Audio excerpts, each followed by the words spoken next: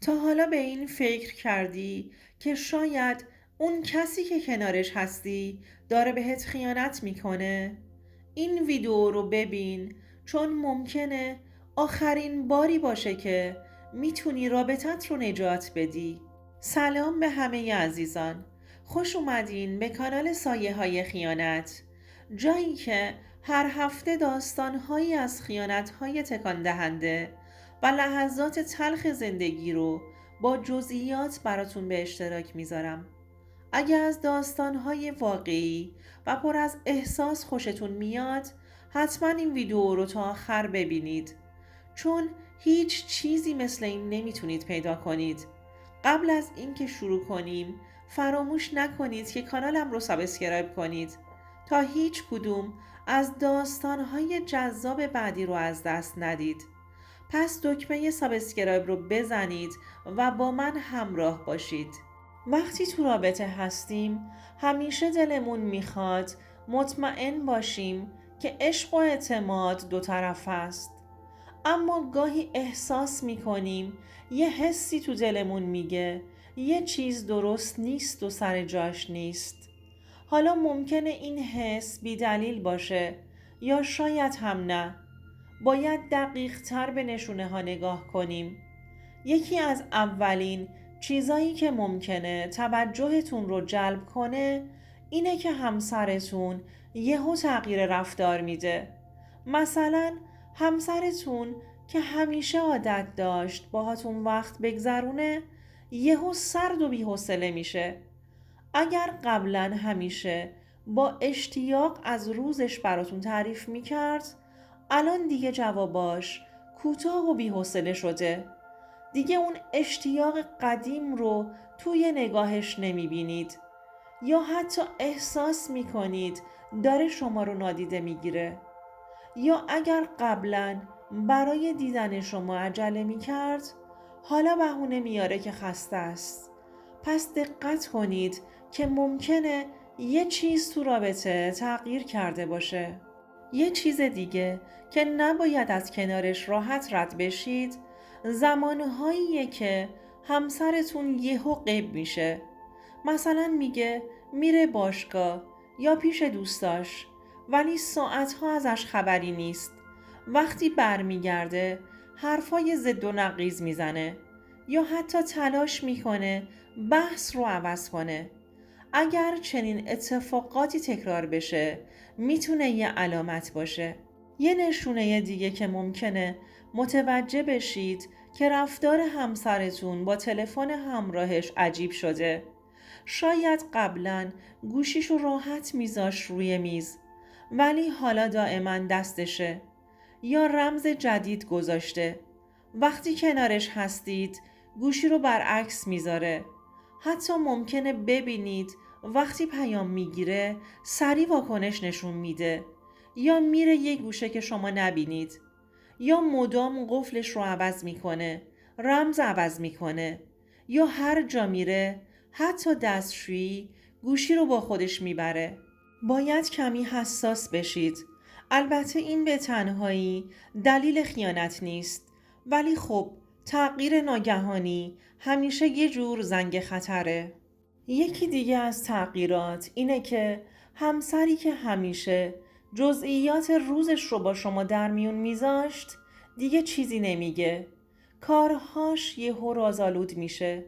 مثلا قبلا وقتی میگفت میره بیرون میدونستید دقیقاً کجا میره و با کی میره، ولی حالا وقتی میپرسید کجا بودی جوابش مبهمه یا سریع بحث رو عوض میکنه.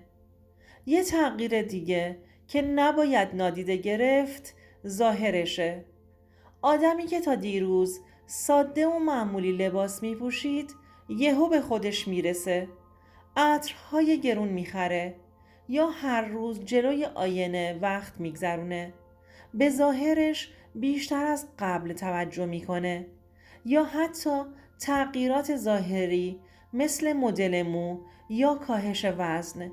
اینم میتونه یه علامت باشه، مخصوصا اگر این تغییرات بدون اینکه چیزی به شما بگه اتفاق بیفته. یه نشونه دیگه اینه که ممکنه حس کنید دیگه مثل قبل بهتون توجه نمیکنه و رفتارهای عاطفیش تغییر کرده. اون حرفهای عاشقانه‌ای که قبلا میزد حالا یا خیلی کم شده یا دیگه نمیزنه، یا توی رابطه زناشوییتون هم این سردی رو احساس میکنید. گاهی اوقات آدم‌ها وقتی دارن خیانت میکنن یه جورایی عذاب وجدان میگیرن و سعی میکنن دعوا را بندازن. شاید متوجه بشید که همسرتون سر چیزای کوچیک و بی اهمیت دعوا میکنه یا شما رو متهم میکنه به اینکه زیادی گیر میدید. این رفتار ممکنه به این خاطر باشه که میخواد خودش رو توجیه کنه. از اون طرف بعضی وقتها ممکنه خیلی مهربونتر از قبل بشه. حالا از این بگذریم. بیایید بریم سراغ مسائل مالی. یه سری وقتها میبینید که خرجهای غیر عادی میکنه. پولهایی گم میشه یا اصلاً به شما نمیگه که پولاشو کجا خرج کرده. اینم یکی از اون چیزاییه که باید بهش توجه کنید. اگر همسرتون شغل یا برنامه کاریش رو بهونه میکنه تا بیشتر بیرون باشه، مثلا میگه جلسه دارم یا کار اضافی پیش اومده و این چیزایی که غیر معمول شده، اینم ممکنه یه نشونه باشه. از طرف دیگه گاهی آدمی که خیانت میکنه بیشتر از قبل به شما هدیه میده یا سعی میکنه جبران کنه. این رفتار هم ممکنه از عذاب وجدانش باشه. یه چیز جالب دیگه اینه که گاهی همسری که خیانت میکنه سعی میکنه خودش رو توی چشم شما بهتر جلوه بده. مثلا ممکنه دائم بگه تو چقدر به من کمتر اهمیت میدی یا من لایق بیشتر از اینم. اینجور حرفا شاید به این خاطر باشه که احساسات خودش رو توجیه کنه. شاید شما هم متوجه بشید که وقتی باهاش حرف میزنید دیگه تمرکز نداره. انگار حواسش جای دیگه است یا اصلا توجه نمیکنه که چی میگید. ممکنه حتی چیزایی رو که قبلا بهش گفتید فراموش کنه یا یهو توی خواب اسم کسی رو بگه که شما نمیشناسید. از طرفی گاهی میبینید که آدم‌ها وقتی دارن خیانت میکنند توی شبکه‌های اجتماعی رفتارشون عوض میشه. مثلا یه سری آدم‌های جدید رو فالو میکنند یا توی دایرکت با کسی چت میکنند و وقتی ازشون میپرسید میگن چیزی نیست، حساس نشو. کادوهای بی دلیل میخرن یا سعی میکنن توجه شما رو جلب کنن. این رفتارهای افراطی معمولاً برای پوشوندن احساس گناه اتفاق میفته یا رزرو رستوران‌هایی که شما ازش خبر ندارید. یه نشونه دیگه کم شدن زمانهای مشترک با شماست. اگر قبلاً برای وقت گذروندن با شما برنامه ریزی میکرد، حالا دائم میگه سرم شلوغه، کار دارم یا باید یه جای دیگه باشم. پس ممکنه وقتش رو با کس دیگه ای بگذرونه. خیلی وقتها آدمی که تغییر میکنه احساساتش نسبت به شما هم تغییر میکنه. ممکنه کمتر بهتون گوش بده و حوصله شنیدن مشکلاتتون رو نداشته باشه یا حتی در حضور شما احساس ناراحتی کنه. این جور رفتارها میتونه نشون بده که از نظر عاطفی فاصله گرفته. یه موضوع جالب دیگه اینه که بعضی وقتها آدم‌ها که خیانت میکنند تلاش میکنند خودشون رو خیلی خوب جلوه بدند. مثلا دائم میگند که چقدر تحت فشارند یا سعی میکنند شما رو متقاعد کنند که خودشون آدم وفاداری هستند.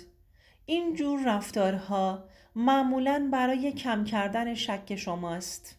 از طرفی ممکنه حس کنید که دیگه شما رو توی تصمیم گیری ها شریک نمی‌کنه.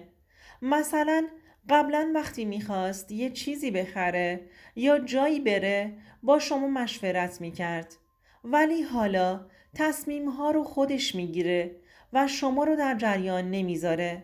نشونه دیگه تغییر در دوستانش یا نحوه تعامل با اوناست. ممکنه یهو دوستان جدید پیدا کنه یا بیشتر وقتش رو با کسانی بگذرونه که شما نمیشناسید. حتی ممکنه کمتر شما رو به جمعهای دوستانش دعوت کنه. حالا بیایید درباره حالتهای رفتاری صحبت کنیم. ممکنه متوجه بشید که توی خواب اسم کسی رو میگه یا وقتی حواسش نیست به یه نفر خاص اشاره میکنه. حتی ممکنه وقتی با شما حرف میزنه به شما نگاه نکنه یا احساس کنید چیزی رو از شما پنهون میکنه. خیلی وقتها آدمی که خیانت میکنه نسبت به شما حساس تر میشه. مثلا اگر بپرسید کجا بودی یا چی کار میکردی، به جای جواب دادن سریع از کوره در میره و میگه چرا انقدر شک داری یا به من اعتماد نداری؟ این واکنش ها معمولاً برای پرت کردن حواس شماست. همه این نشونه ها وقتی مهم میشن که با هم اتفاق بیفتند. حالا همه اینا رو گفتم، ولی یه چیز خیلی مهم رو باید بدونید. این نشونه ها به تنهایی دلیل بر خیانت نیستند. آدم ممکنه به خاطر استرس افسردگی یا حتی مشکلات کاری همچین تغییراتی توی رفتارشون داشته باشند. مهمترین کار اینه که به حس و حال رابطتون توجه کنید. اگر چیزی حس کردید که آزارتون میده، به جای شک و تردید با همسرتون حرف بزنید. شاید مشکل خیلی ساده تر از اونی باشه که فکر میکنید. دوستان عزیزم، اگر احساس کردید این محتوا به درد دوستاتون میخوره، حتما براشون ارسال کنید. ممنون که تا انتهای این ویدیو همراه هم بودید و با سابسکرایب کردن حمایتم میکنید.